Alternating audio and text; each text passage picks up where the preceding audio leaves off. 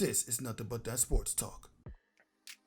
And welcome to Nothing But That Sports Talk. I'm Rafique Louison alongside Overtime Mikey. Thank you for stopping by and being a special guest. Thanks for having me. Thank you. Yeah, and the first couple of days of the preseason has been literally what the preseason is expected to be. Like, we see a lot of returning players, a lot of returning teams that haven't played since, like, before the suspension. You had Kevin Durant coming back yesterday, and that was just, like, not the comeback you expected, but it was still what you expect from a KD and Kyrie duo. Like, what do you mind seeing the preseason the way it is the first few days? Yeah, I mean, it's definitely the preseason, so I try not to get like too hype or anything because preseason doesn't usually tell like the future by any means, but it's super exciting. To see KD back, KD's probably my favorite player in the NBA, honestly. So to see him back healthy, looking good, was great. Him and Kyrie as a duo, it's like unclear if it's going to work. But last night it looked like it's going to work. So that's really exciting. They're some of the most electric scorers in the NBA. So Brooklyn's got, hot ticket in Brooklyn right now, which is great for the city. For New York, I'm a Knicks fan, so it's a tough go as a New York basketball fan. But yeah, and then the other rookies, I mean, working at Overtime, we've been covering a lot of guys now, since their sophomore, junior years of high school. And slowly they've been trickling into the NBA, and now more than ever, this year was kind of like the first year where it was like all these guys we've been working with and covering the last 3-4 years, they're all in the league now. You saw Cole Anthony had a great debut. He had like 16 points for the Magic. Danny Avdija, the Israeli prospect, didn't miss a shot yesterday. He had 15 points. So, LaMelo, obviously, he went scoreless, but he showed really great signs and playmaking ability. So it's really exciting. I'm really pumped for the NBA season. Yeah, it's expected to be as the Indiana Pacers will be the team the New York Knicks started off. But you mentioned you're a New York Knicks fan. Why don't we just talk about like your impressions about Obi Toppin his first few games or first game, even if he only had like a combined 14 points in his first two contests? Yeah, I mean, I think he's an interesting player. He has the versatility. Like nowadays in the NBA, you want guys that can guard multiple positions and play multiple positions on offense, and he has that. Like, you could play. I don't know if he could play the 5 in like a small ball lineup, but he probably could play, the 4 and the 3. I think he's going to develop. He can shoot a little bit. He's going to develop more of those guard wing skills and become a better shooter as time goes on. And obviously, his athleticism is top notch even for the NBA. So, I think it's a promising pick. I do think we're a little forward heavy. We have a lot of forwards on the team. So I don't know if him as a pick was the best fit for like what the Knicks need, but the Knicks need a lot of stuff. So I think it's a solid pick. I'm looking forward to watching him this year. I think he's gonna have some real moments, and we'll see, man. I think the Knicks. I think they're slowly trending in the right direction, potentially. Yeah, just slowly. And as I mentioned in the last episode where I interviewed somebody from the NBA, they're like a playing tournament team at best when it comes to the New York Knicks because we don't know how well Obi Toppin's going to be. RJ Barrett, who had 25 points in the last preseason game, he seems like he's going to lead the Knicks back to where they need to be, but only the regular season is where you really get a sense of how they're going to do. Exactly. Yeah, if RJ can take some strides this year, I think last year RJ was just in a really tough spot. There's guys like Julius Randle, Bobby Portis, the Morris, one of the Morris twins. I can't even remember which one it was. Like these guys are kind of like ball stoppers at his position that kind of took the ball away from him. If they give RJ the ball, let him play, I think that he'll show some signs. And then hopefully, we can land some sort of free agent or some big time players to help RJ out. I'd love it if RJ was like our third best player. Third best, yeah. I wouldn't be surprised. I mean, we're talking about a guy who teamed up with Zion Williamson during the NCAA tournament in 2019. Like, and he's expected to like excel into one of the great NBA players, but that remains to be seen because, this will only be his second season he's playing in the NBA, and the first season was cut down short due to the coronavirus pandemic shutdown. And when the NBA did come back to finish the season, the Knicks weren't in it. Like, what would you like seeing the New York Knicks not being part of the bubble last year? Yeah, I mean, it was tough. It was tough not seeing the Knicks in the bubble. But I mean, I don't think anyone was that upset about it. They're not the most fun team to watch. Um, I think the NBA did a great job with the bubble. I think they invited a good amount of teams, and I think they did a great job keeping everyone safe. And I really hope this new plan. I know they're traveling. I know they're in real NBA arenas now. I really hope this plan works. So we will see. Yes, we shall see indeed. But let's get a little bit into your sports career. Like, what's it like for you as a forward basketball player, looking back at your career? Like, what are some of the challenges you faced when trying to get onto any basketball team, whether it's a junior high or high school or college? Are you asking what was like the most adversity that I faced as a player? Yes. Yeah, I mean, for me, like my playing career was pretty like unorthodox. Like I was continuously like the underdog. Like when I was like younger, like I never got asked to play on AAU teams. I honestly didn't even play AAU until like the last possible year. Like the last summer I could, I got in a couple tournaments. And then like in high school, I didn't make varsity till my junior year. And then to play in college, I only was getting D3 offers. And then when I played in Israel, I had all sorts of adversity too. So I mean, for me, like as a 6 foot shooting guard, I really feel like I stretched, as good as I could be to the best of my ability. And yeah, I mean, I face adversity at every single level, but honestly, I wouldn't like it any other way because I think it taught me so many valuable lessons. And taught me about work ethic and things that now I've applied to my career after playing, and I think it's helped me a lot. Yeah, I mean, every basketball player has their ins and outs in life, but since we're talking about like the adversity and stuff, speaking of after basketball, I understand that you have your own business called Betterbounce. Like, why don't you give us a little background about that? Yeah, so Betterbounce started actually when I was playing in Israel back in 2015. I had some extra free time in my hands, and I was just thinking like, what can I do? Like, I was always like the guy, the white guy that can jump high. So people always were like, what do you do to jump high? Like, is it natural or do you work out? And like, I've always experimented and been pretty religious with workouts and like researching and figuring out what works and doesn't. So back then I started making like these programs that I would sell for like cheap, like $20. And I would have like, a few month programs. And eventually now it's turned into something where I have over 80,000 followers on Instagram, and I don't really sell workouts anymore. I pretty much give all the workouts for free through my content. It's basically like NBA move breakdowns, skill work, exercise to jump higher, trying to educate young athletes on tips and hacks and what they can do to become better players and athletes. And I pretty much give that out for free through my content. And then I've been making driving my revenue through like brand partnership deals.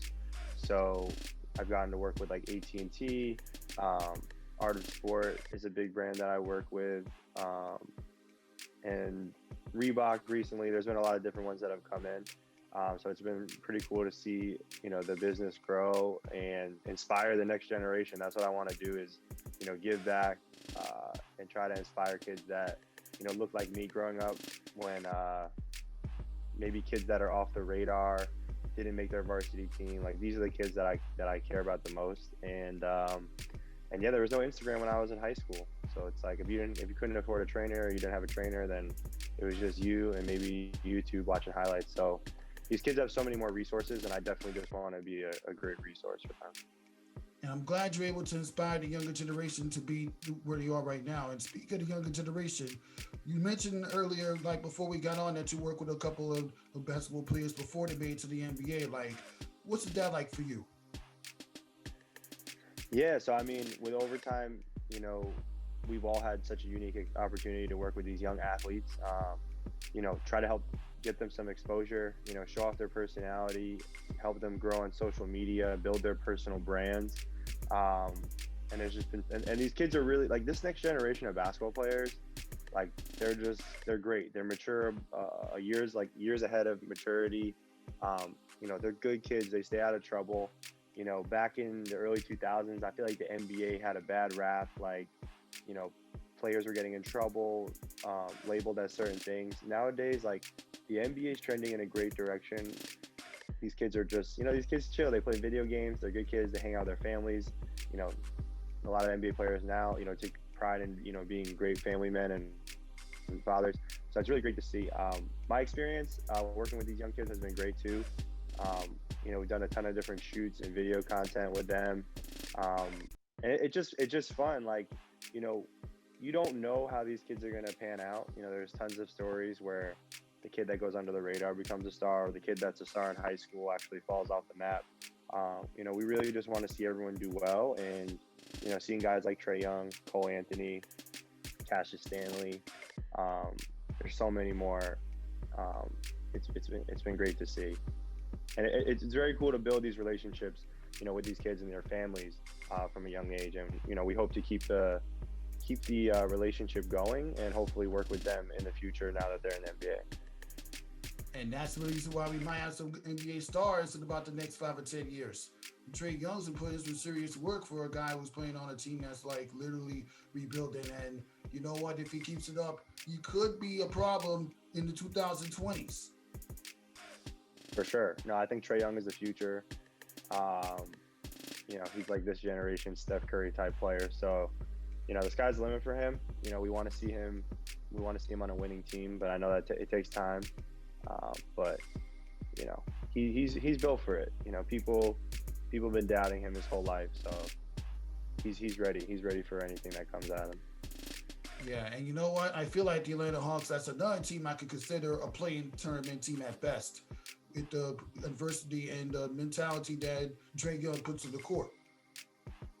For sure. Yeah, they're not quite a playoff team yet, unless some things click well. But we'll see. Yeah, but why don't you talk about like your experience working at Overtime, like as far as from the production aspect, and also working with Overtime Cambo and Overtime Chloe. Yeah, for sure. So I mean, I pretty much worked at Overtime from the very start, about 4 years ago. It's been an unbelievable journey for me individually, and then being on the team. We just have a great core. We've had a great core unit from the start. And as we've grown, the quality of, you know, people we've hired hasn't gone down at all. Just amazing people with amazing backgrounds. And I miss being in the office with them every day. You know, we haven't been in the office since March.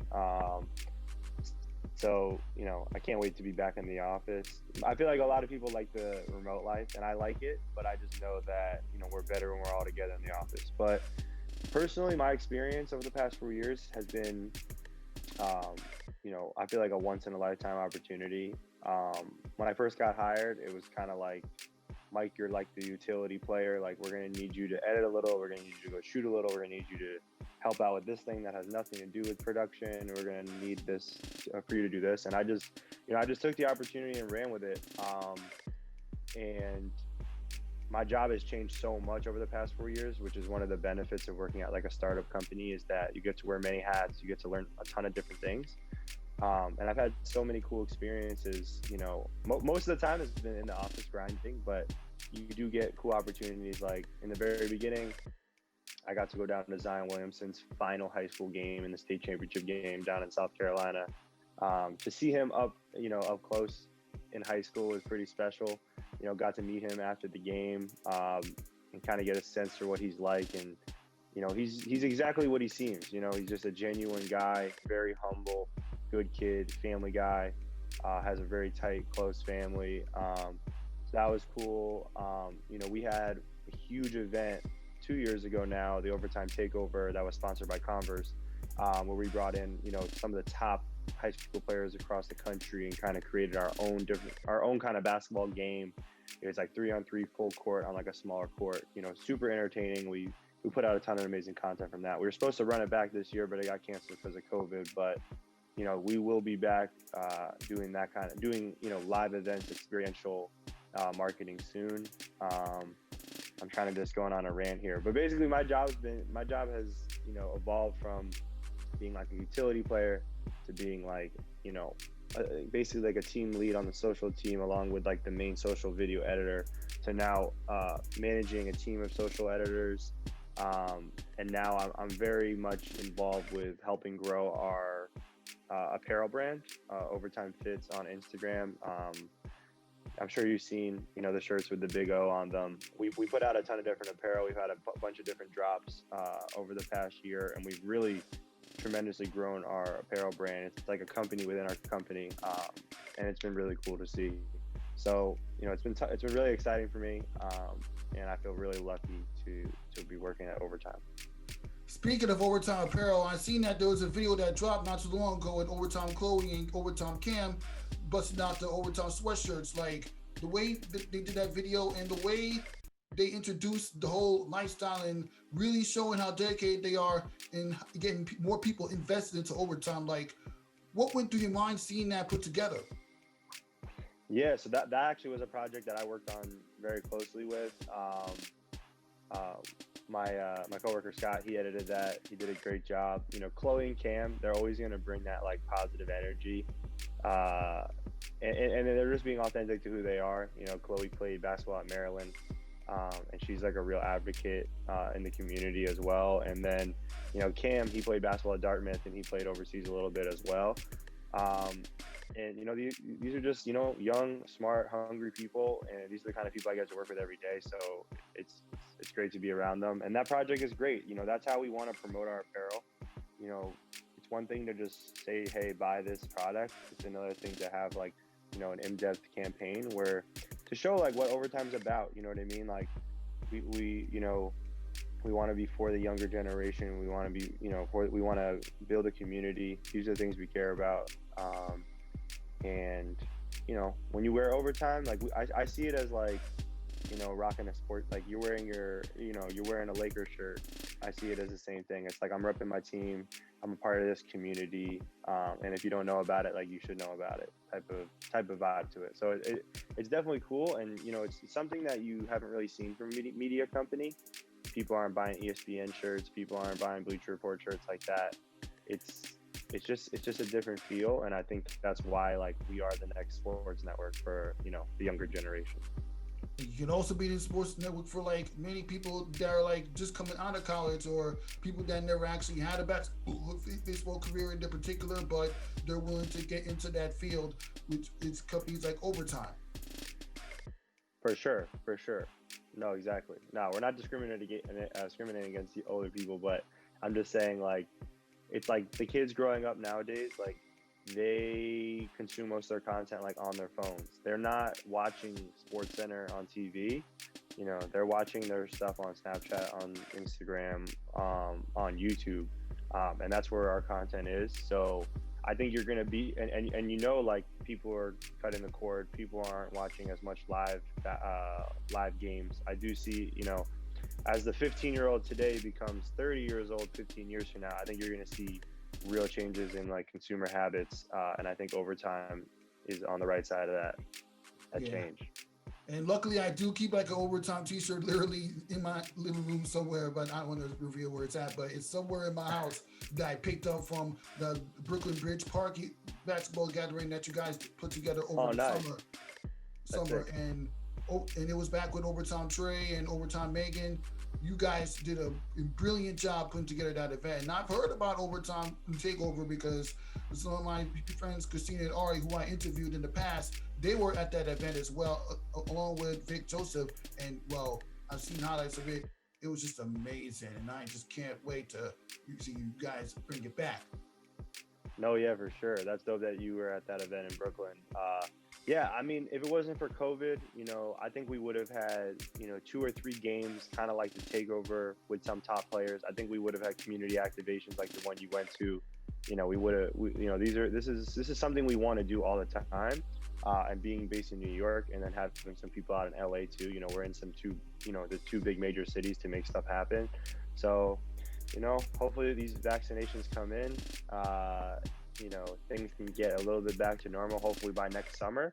And hopefully, we can get more people involved and have some more community things.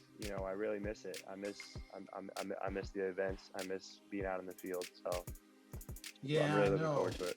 And the more events you do, the more opportunities for people that are trying to get jobs, actually get the jobs into the field, like an overtime or like an NBA or anything in that field. And speaking of vaccinations, there was just reported earlier today that you had one person in New York who's like a nurse worker or something like that, actually taking the vaccine, and that's a big step in the right direction towards getting everything back to normal.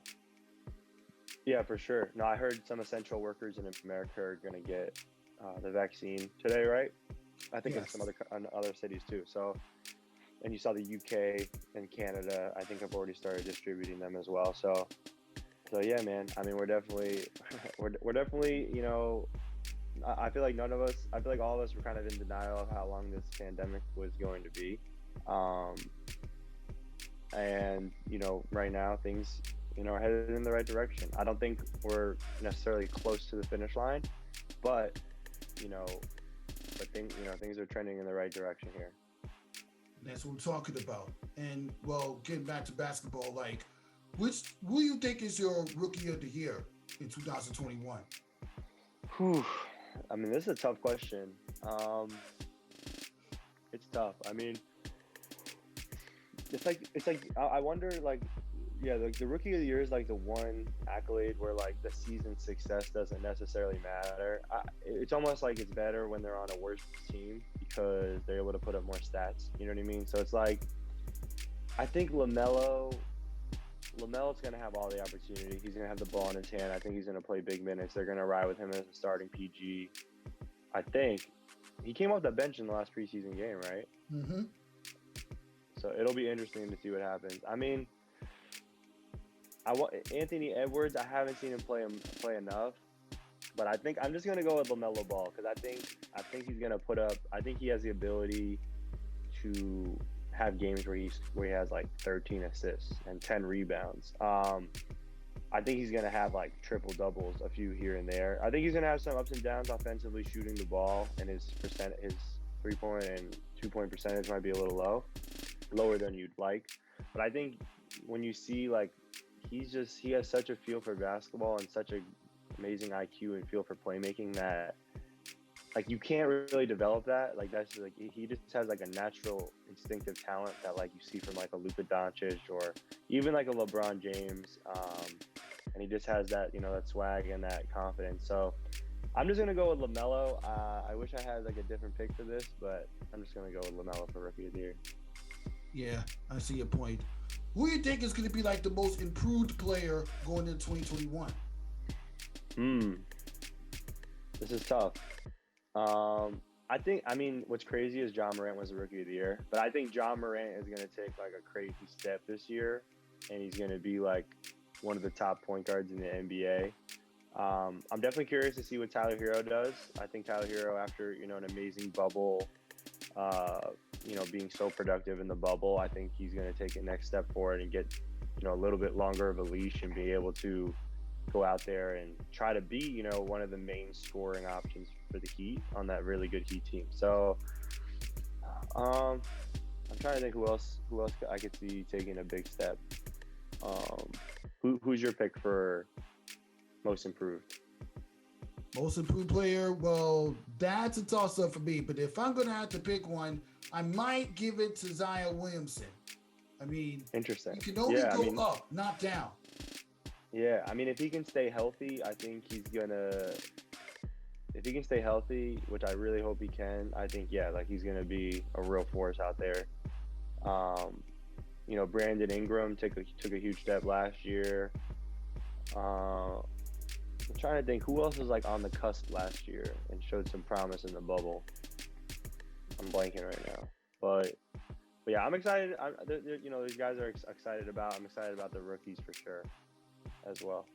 Yeah, and another game I'm gonna pick is R.J. Barrett. I mean, after seeing how well he performed in the preseason, I think he can accumulate that into the regular season as well. But only time will tell. Yeah, no, I'm excited. I'm excited about RJ, man. I really hope he can take it up to another level. And I think, you know, with you know, new coach, new system, I think he has a chance. Yeah, but let's get into your MVP. MVP. Well, LeBron's not going to win it no matter how good he is because I feel like people just don't want LeBron to win the MVP anymore.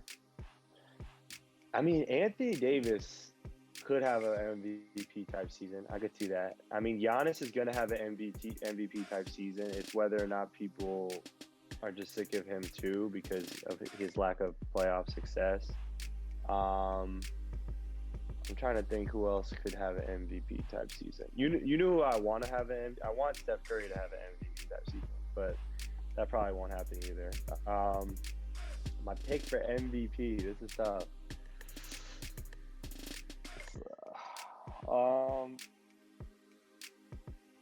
This is tough. I don't know, man. Who's your pick for MVP? KD. Ooh, I mean, I'd love to see that. I mean, if the Nets are like top 3 in the East, and KD's averaging 25, and shooting like a night, being as efficient as he always is, then that'd be great. I would love, I can say who I'd love to be MVP. I'd love to see Steph Curry, KD as MVP. I'd love to see. I mean, I wouldn't mind LeBron winning MVP either. I think people kind of sleep on him. They want to see new people in that MVP race. Which is part of the problem. It'd also be cool if someone like Bam Adebayo put up crazy numbers this year and had really versatile numbers and was in the MVP. I could see him being like a top 5 MVP candidate potentially with the Heat's success as well. So we'll see. Yeah, anything can happen in this NBA season, unfortunately. But let's get into your Defensive Player of the Year. Defensive Player of the Year, huh? Well, I'll tell you who needs to be Defensive Player of the Year. Mitchell Robinson. Without question. Mitchell Robinson, he's like basically the most underrated Knick you ever see. I mean, he'll never be in the level of Patrick Ewing, but for his style of defensive play, it actually works as far as getting after the player and making sure that he does not get the shot in, making sure he gets all the blocks the Knicks need. He's basically your anchor. And if he continues the progress that he's made ever since he stepped foot on the court, he could possibly be like the most underrated player in Knicks history. No, for sure. I think he's our best asset right now from like a value point. He's the big man you want in today's NBA. He can run the floor, pick and roll, catch lobs, protects the rim, whether he's blocking shots or just altering shots at the rim. He makes a big difference out there. That's why when they picked Obi Toppin, I was like, does he really fit with RJ and Mitchell Robinson? Because I really do believe in RJ and Mitchell Robinson as our 2 big pieces. So, we'll see. I'm going to go with Mitchell Robinson as my Defensive Player of the Year. That's what I want to see, so I'm going to speak it into existence here. Hey, I don't blame you. I mean, I'm a diehard Knicks fan. You're a diehard Knicks fan. I mean, I'm also a Brooklyn Nets fan too, but hey, we'll see what happens with that. But which NBA Finals matchup would you like to see happen? Ooh. I mean, I think we all deserve a LeBron versus Giannis, right? It's like, who knows how many more years LeBron has in the NBA Finals. I mean, it seems like he could be doing it for the next 20 years, but we know it's going to come to an end eventually. And I know we all really wanted to see a Kobe versus LeBron Finals. It was very close to happening that one year. But I think it was the year the Magic played the Lakers and, Kobe won his title then. Championship. It's fourth rather. So, we didn't get to see Kobe versus LeBron in the finals. We all wanted to see that. So I think we want LeBron and Giannis. We do want LeBron. We want Giannis to get over that hump to get to the finals. So I'm just gonna go with Bucks, Lakers in the finals. But there are other matchups I'd love to see besides those 2 teams. I do want to see the Heat back in the finals. We definitely want a Clippers versus Lakers Western Conference Finals. We want that. Yeah, that would actually work. But which team do you think is going to play a lot worse than they were last year? Maybe the Raptors. The Raptors are kind of bringing back the same squad, right? They're missing Marc Gasol. I think the Celtics will be the same. I'm trying to think who will be worse. The Pacers are just always solid. Let's see. I'm trying to think. Oh, I mean, I think the Rockets won't be nearly as good, even though Wall looks pretty good. I just don't think they got enough in the tank to be like the playoff contender they were the last, whatever years. I think, the Nuggets will stay strong in the West. Thunder will probably take a big step down, I think, without Chris Paul running the show. Last year they overperformed tremendously, so I think they'll be about average this year. But yeah, the Blazers are hard to judge. Some part of me feels like the Blazers won't actually be as good as people think. That's exactly true. I mean, even when Damian Lillard's having one of the craziest nights of his career, it can't compare to a championship. But which team do you think is underachieving in 2021? Underachieving or overachieving? Underachieving.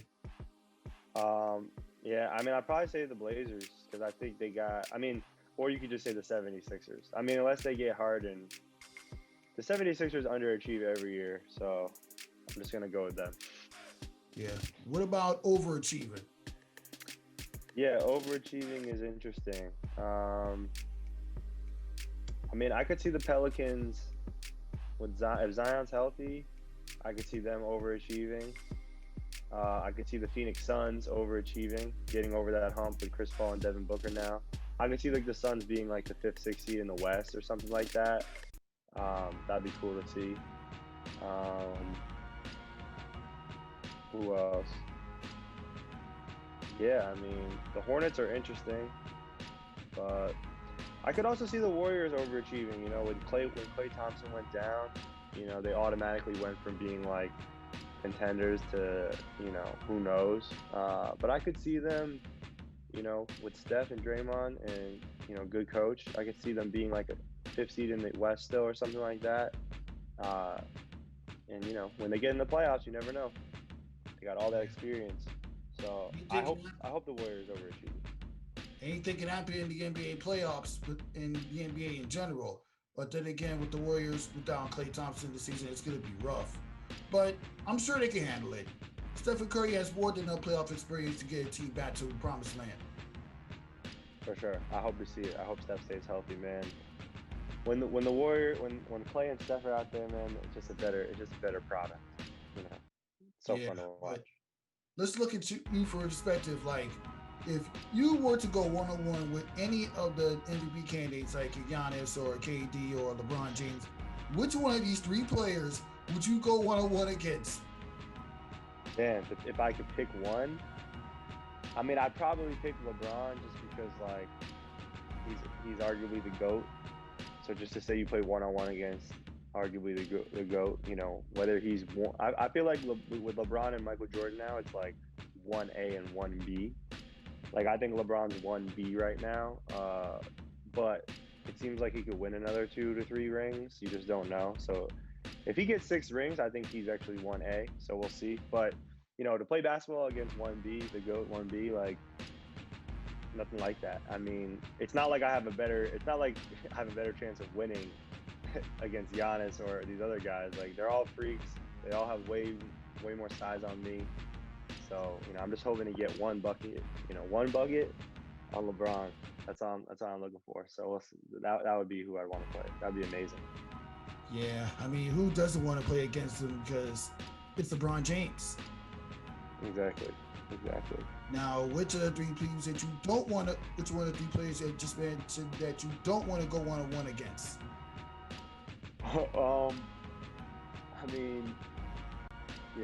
Playing one-on-one against Giannis sounds pretty miserable. He would just dunk on you every time. You know what I mean? But I still want to do it. I'd still do it for the experience. But I think he would just abuse, because he doesn't have LeBron would chill and get to his spots and hit some shots.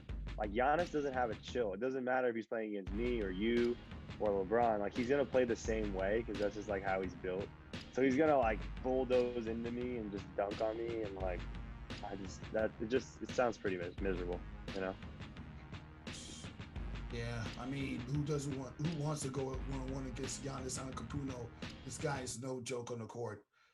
The size, his athleticism, the way that he's able to reach for the basketball when players are going for a layup or a dunk is just incredible. That's why he's been defensive player and MVP. Like, who could stop that? He's basically this modern day era's version of Kareem Abdul-Jabbar. For sure, that's a good call. Defense and offense combined. For sure, he's got to get that sky hook though. Now, since we're getting fundamental, like, let's get back to talking about your overtime as far as putting together the hot clock segments. Like, what's it like with me, not in particular, but everybody in the overtime crew getting involved with hot clock? Yeah, so I mean, hot clock is cool. It's evolved into what it is. Like, we used to do these like social stories where we pick like a great story that we see on the internet, and we just like have highlights with like text that came up.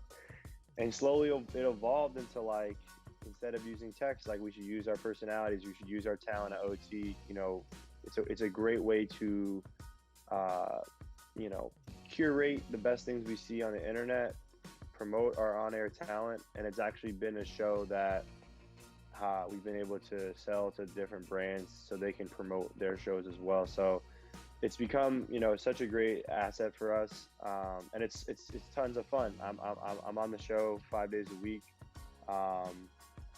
and you know it's super easy. And you know, my coworker Julia, she does a great job with the edits, and it's just a fun show. I think it's the modern age Sports Center. I really think it is what it is. Daily social show.